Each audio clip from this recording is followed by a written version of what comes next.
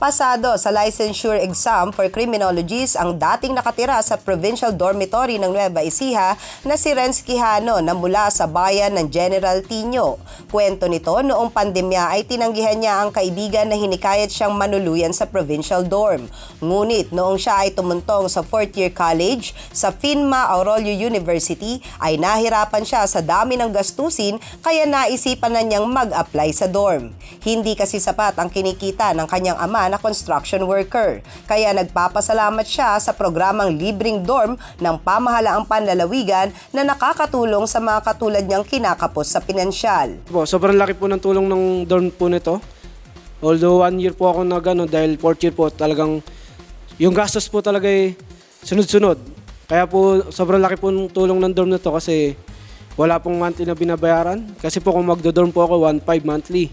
Wala pa po ilaw tubig. Kaya po yung imbis na ipambabayad sa mga dorm, doon sa may mga bayad, nadadagdag po ito sa pang-allowance ko po. Ayon kay Provincial Dormitory Manager Mary Ann Mateo, ang programa ni Governor Aurelio Umali ay para sa mga scholars at mga mamamayan na walang matirahan. Kaya napakadami na pong napag-graduate. At the same time, mga successful naman sila. May principal na po, may teachers, may mga nurses na nasa ibang bansa. So marami. Pero during my time, meron na rin kaming pumasa na engineer. Tapos may mga nagtatrabaho na rin.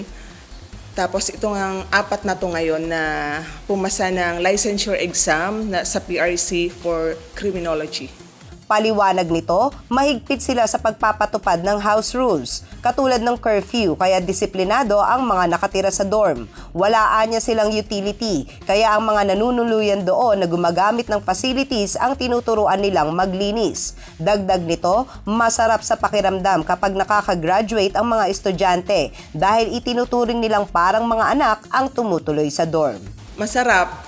Di ba yung kung magulang ka, nakapag-graduate ka, sabi mo pang with honors or hindi yan with honors, 'di ba? Or cum laude siya or hindi siya cum laude. Iba yung sarap na nakakapagtapos tayo.